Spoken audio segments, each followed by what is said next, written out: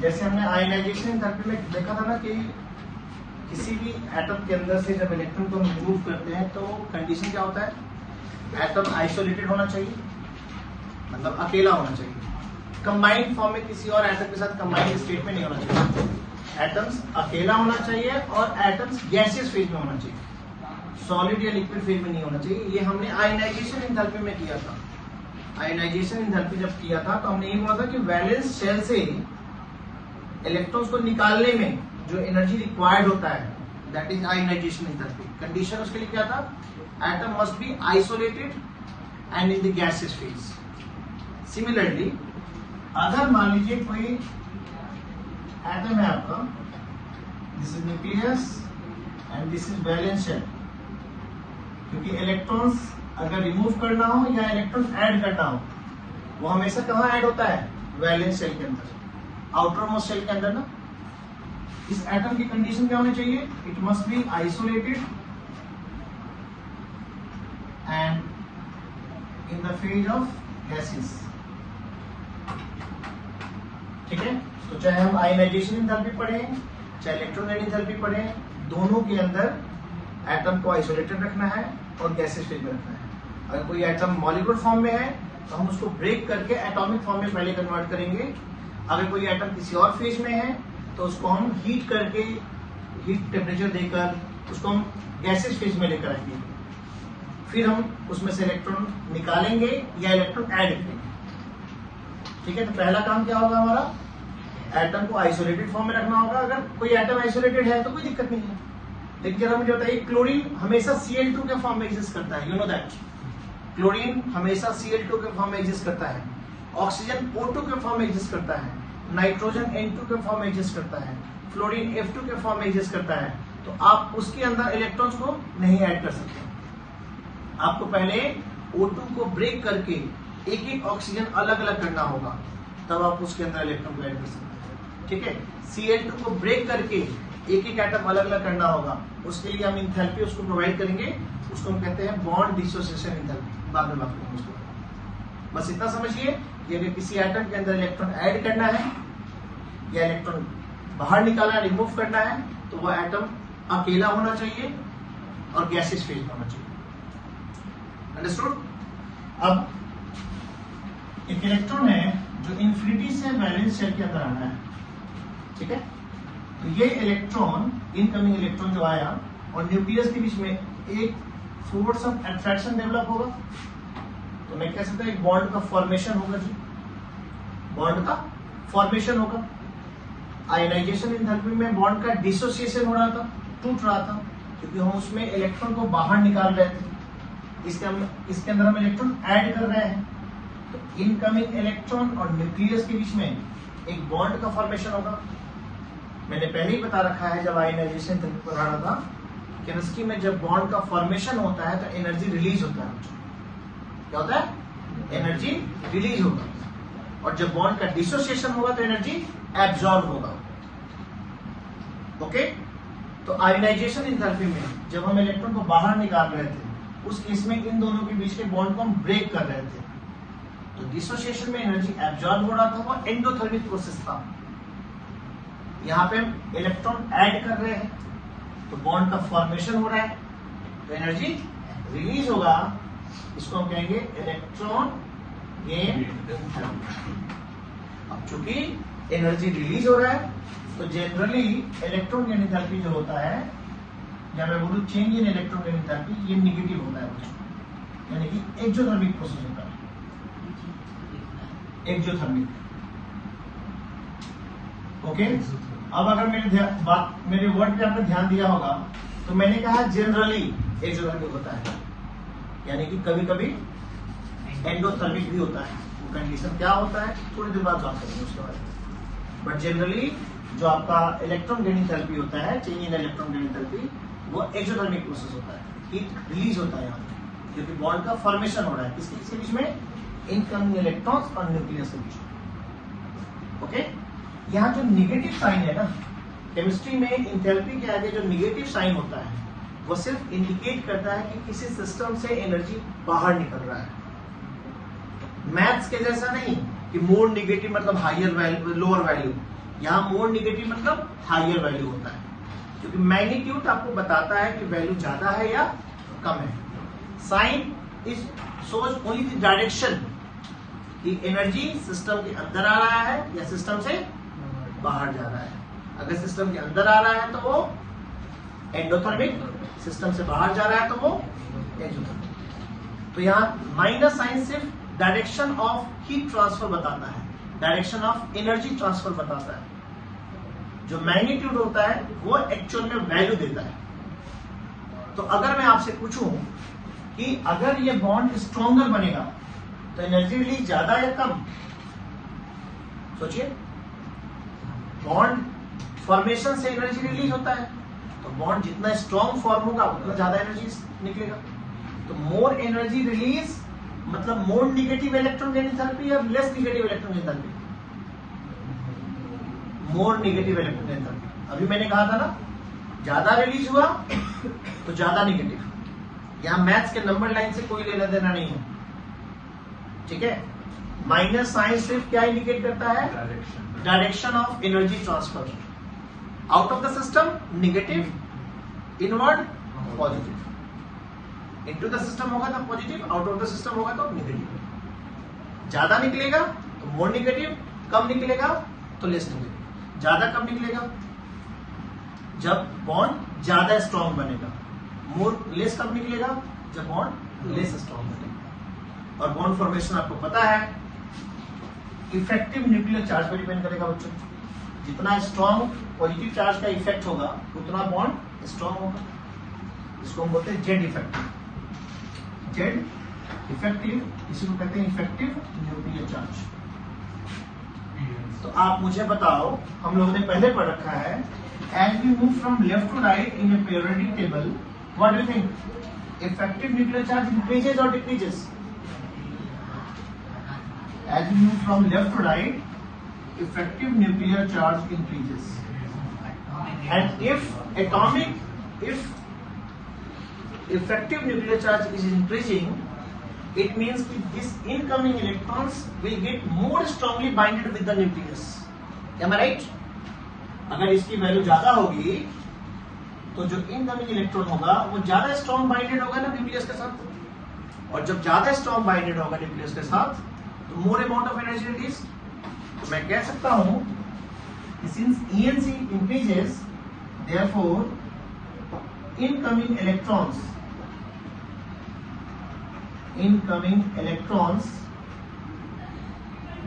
get more strongly binded with the nucleus.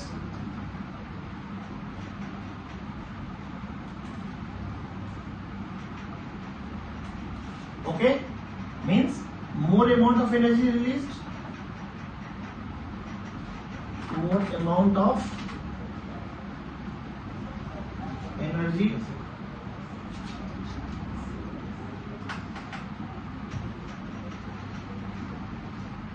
released, यानी कि ionisation electron gain enthalpy increases, or I can say that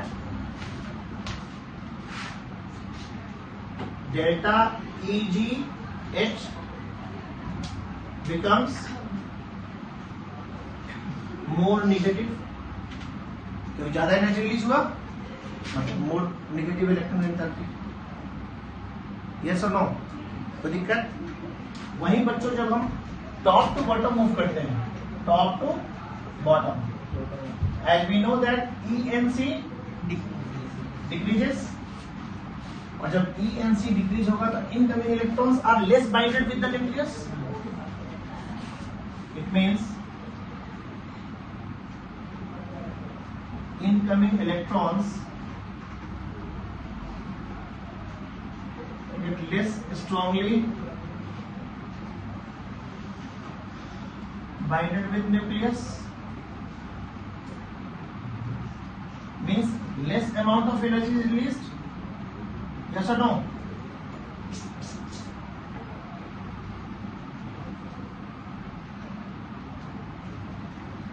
Means electron gain enthalpy what? Decreases na? Electron enthalpy decreases. तो electron enthalpy decreases और we can say delta EGH becomes less negative. Negative भी होगा but less negative होगा। Negative क्यों होगा? क्योंकि bond तो form हो रहा है ना, बॉन्ड फॉर्म होता है एनर्जी रिलीज हो रहा है, तो नेगेटिव भी होगा लेकिन लेस नेगेटिव होगा। ओके, अब अगर मैं आपसे बोलूं इलेक्ट्रॉन एंथैल्पी के लिए बोलूं, डेल्टा का मतलब होता है बच्चा change in electron gain, H मतलब enthalpy. Change in electron gain enthalpy को डेल्टा EGH से लिखते हैं। ठीक है, तो जो चेंज आएगा ना एंथैल्पी में वो नेगेटिव में आएगा। अब left to right more negative, top to bottom less negative. Okay, अब इलेक्ट्रॉन गेन करने की टेंडेंसी होती किसके अंदर है? नॉन मेटल के अंदर। तो जो नॉन मेटल आसानी से इलेक्ट्रॉन गेन करेगा, मतलब कोई भी एलिमेंट अगर आसानी से इलेक्ट्रॉन गेन करेगा, मतलब उसके अंदर नॉन मेटल कैरेक्टर ज्यादा, कह सकता हूं ना, non metal are electronegative element ना, because it gains electron. I can say that from left to right, since electron gain enthalpy increases और incoming electrons are more binded with the nucleus, मतलब more easy for any element to gain electron. तो चूंकि electron की enthalpy बढ़ रहा है, तो हम कह सकते हैं कि इसमें नॉन मेटालिक कैरेक्टर इंक्रीजेस, आगे ना, क्योंकि जब इंक्रीज क्यों हो रहा है? इलेक्ट्रॉन गेन करने की वजह से, इजीली इलेक्ट्रॉन गेन करने की वजह से, स्ट्रांगली बाइंडेड होने की वजह से। और जो एलिमेंट इजीली इलेक्ट्रॉन गेन करता है उसे ही तो नॉन मेटल कहते हैं। तो जब टॉप टू बॉटम मूव करेंगे तो चूंकि इलेक्ट्रॉन एंथैल्पी कम हो रहा है, तो नॉन मेटालिक कैरेक्टर डिक्रीज होगा।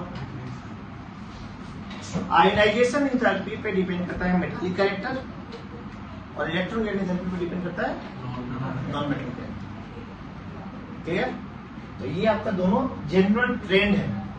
मैंने पहले ही बोल रखा है कि जनरली इलेक्ट्रॉन गेन एंथैल्पी क्या होता है? Negative, but in some cases positive भी होता है। वो कौन सा केस होगा वो हम बात करेंगे, प्लस कुछ एनोमलस बिहेवियर्स होकर देखेंगे। एनोमलस बिहेवियर क्या होता है बच्चों?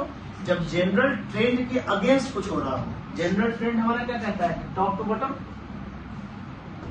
घटना चाहिए ना। लेकिन अगर हम एग्जांपल देखें बच्चों,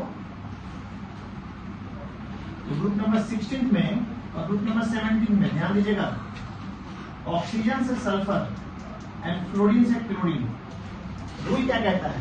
रूल कहता है कि electron gain enthalpy top to bottom घटना चाहिए, कम होना चाहिए, बिकम लेस नेगेटिव, डिक्रीजेस, ये है ना। लेकिन मैं आपको बता दूं कि ऑक्सीजन से सल्फर का इलेक्ट्रॉन एंथैल्पी ज्यादा होता है, फ्लोरीन से क्लोरीन में ज्यादा होता है। यानी मैं कह सकता हूं कि जो ट्रेंड हमारा शो कर रहा है ना उसके अगेंस्ट, तो मैं ये लिख सकता हूं यहाँ पे इन दोनों का, इसका more negative electron gain enthalpy as compare to, बोलो, कंपेयर टू ऑक्सीजन। वैसे ही सिमिलरली क्लोरीन का more negative as compare to fluorine. ऐसा क्यों होता है? क्योंकि ऑक्सीजन और फ्लोरीन जो है ना वो बच्चों सेकेंड पीरियड एलिमेंट है, सेकेंड पीरियड। और मैंने आपको पहले ही बता रखा है कि सेकेंड पीरियड एलिमेंट के पास सिर्फ s ऑर्बिटल और p ऑर्बिटल्स होते हैं, और s और p ऑर्बिटल का साइज क्या होता है? छोटे साइज का होता है। इसलिए उनका छोटे साइज होने की वजह से जो इनकमिंग इलेक्ट्रॉन्स होगा they feel more repulsion due to smaller size of the atom, due to smaller size of oxygen and fluorine, the incoming electrons feel more repulsion. तो जब रिपल्सन होगा तो बॉन्डिंग क्या होगा? वीक, तो लेस नेगेटिव, इसका less negative और इनका मोर नेगेटिव। ठीक है, रूल क्या कहता है? बिकम्स लेस नेगेटिव होना चाहिए, लेकिन एक्चुअल में सल्फर का ऑक्सीजन से ज्यादा, क्लोरीन का फ्लोरीन से ज्यादा। क्यों? Due to smaller size of oxygen and fluorine the incoming electrons feel more repulsion. और कोई पूछिए स्ट्रॉन्ग स्मॉलर साइज क्यों होता है, तो क्या बोलोगे? Due to absence of d orbital. D orbital नहीं होने की वजह से सिर्फ s और p होते हैं। सेकेंड पीरियड कोई भी एलिमेंट आप उठा लीजिए उसमें सिर्फ s ऑर्बिटल और p ऑर्बिटल होता है। एटॉमिक रेडियस जब मैंने पढ़ाया था तो मैंने आपको बताया था, उसमें एटॉमिक रेडियस के अंदर मैंने आपको बताया था कि जब हम सेकेंड पीरियड से थर्ड पीरियड की तरफ मूव करते हैं तो there is drastic increase in atomic size due to introduction of large size d orbitals. आप मेरे वीडियोस को बार बार देखिएगा, चीजें याद हो जाएगा। ठीक है, क्लियर यहां तक। अब किस किस केस में पॉजिटिव होता है वो हम बात करेंगे। पढ़ा है इलेक्ट्रोमैग्नेटिक नेगेटिव, लेकिन कुछ कुछ केस में ये पॉजिटिव ही होता है। जब देखिए इलेक्ट्रॉन अपने आप किसी एटम के अंदर इंटर हो जाए due to its nuclear charge, और वी कैन से एटम अपने आप को स्टेबल बनाने के लिए जब इलेक्ट्रॉन अपने आप गेन करे तो उस केस में इलेक्ट्रॉन एनर्जी हमारा नेगेटिव होता है। ठीक है, जैसे मैं बोलूंगी क्लोरीन की बात कर रहा हूँ, क्लोरीन एक इलेक्ट्रॉन तो अपने आप गेन करता है ताकि अपने आउटर मोस्ट शेल के अंदर 8 इलेक्ट्रॉन कर सके, ऑक्टेट पूरा करे अपना। लेकिन जब कभी भी किसी एटम के अंदर आप जबरदस्ती इलेक्ट्रॉन को इंटर कराएं, मतलब एटम में इलेक्ट्रॉन गेन करने की कोशिश अपने आप ना करें, एज ए सराउंडिंग हम उसको फोर्सफुली इलेक्ट्रॉन को उसके अंदर डालें, उस केस में surrounding have to do work on the system. Am I right? अगर किसी एटॉमिक सिस्टम मान लो, सराउंडिंग हम हो गए, हमने इलेक्ट्रॉन को जबरदस्ती एटम के अंदर डालना चाहा, वो गेन करना नहीं चाह रहा है, वो इलेक्ट्रॉन गेन करने के फेवर में नहीं है। क्यों नहीं है? क्योंकि मान लो पहले से स्टेबल है, कोई एटम पहले से स्टेबल है। जैसे नोबल गैस, आपको पता है नोबल गैस का इलेक्ट्रॉनिक कन्फिगरेशन स्टेबल होता है ना, तो नोबल गैस स्टेबल है, अब वो इलेक्ट्रॉन गेन करना नहीं चाहता है, लेकिन हम उसको जबरदस्ती इलेक्ट्रॉन फोर्सफुली उसके अंदर डाल रहे हैं। उस केस में सिस्टम के ऊपर सराउंडिंग को काम करना पड़ेगा, सराउंडिंग को काम करना पड़ेगा। और जब बच्चों सराउंडिंग वर्क करेगा तो सराउंडिंग एनर्जी क्या होगा? कम होगा, और वो एनर्जी कहां जाएगा? सिस्टम के अंदर, because energy is nether created not destroyed. जब एक सराउंडिंग सिस्टम पे काम करेगा तो सराउंडिंग का एनर्जी कम होगा, और वो एनर्जी कहां जाएगा? सिस्टम के अंदर। यानी सिस्टम ने एनर्जी क्या किया? गेन किया। और जब बच्चों सिस्टम एनर्जी गेन करता है तो वह एंडोथर्मिक प्रोसेस कहलाता है। ठीक है, तो जब कभी भी कोई एटम स्टेबल हो या किसी एटम के ऊपर नेगेटिव चार्ज पहले से डेवलप हो, अब नेगेटिव चार्ज डेवलप है, आप उसमें इलेक्ट्रॉन और डाल रहे हो, तो नेगेटिव नेगेटिव में क्या होगा? रिपल्सन। तो again surrounding have to do work on the system, जबरदस्ती काम करना होगा ना। और जब अगेन सराउंडिंग जब सिस्टम पे काम करेगा तो सिस्टम एनर्जी गेन करेगा, वो एंडोथर्मिक प्रोसेस होगा।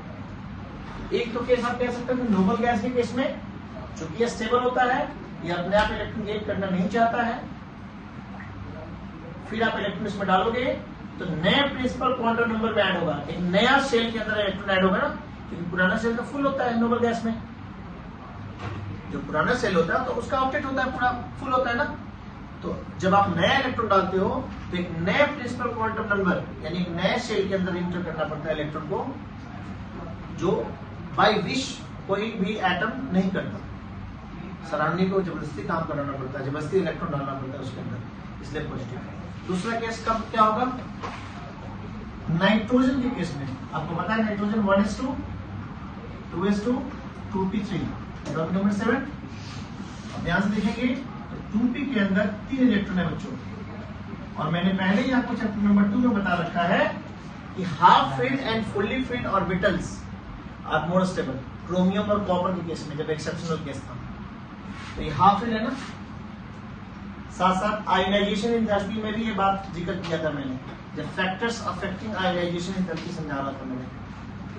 ठीक है, तो ये हाफ फिल्ड है, स्टेबल है, ये इलेक्ट्रॉन गेन करना आसानी से नहीं चाहेगा। मैं नहीं बोला नहीं करेगा, आसानी से नहीं चाहेगा, इस केस में पॉजिटिव होगा। तीसरा केस हम क्या बोल सकते हैं? मान लीजिए ऑक्सीजन ने अपना एक इलेक्ट्रॉन गेन किया, O- बनाया, और इसी O- में जब आप दोबारा इलेक्ट्रॉन डालोगे, इस केस में जो एंथैल्पी चेंज हुआ उसको डेल्टा EgH1 बोल रहा हूं मैं। इस केस में डेल्टा EgH2, तो डेल्टा EgH1 जो होगा ये तो नेगेटिव होगा, no doubt, it's a exothermic process.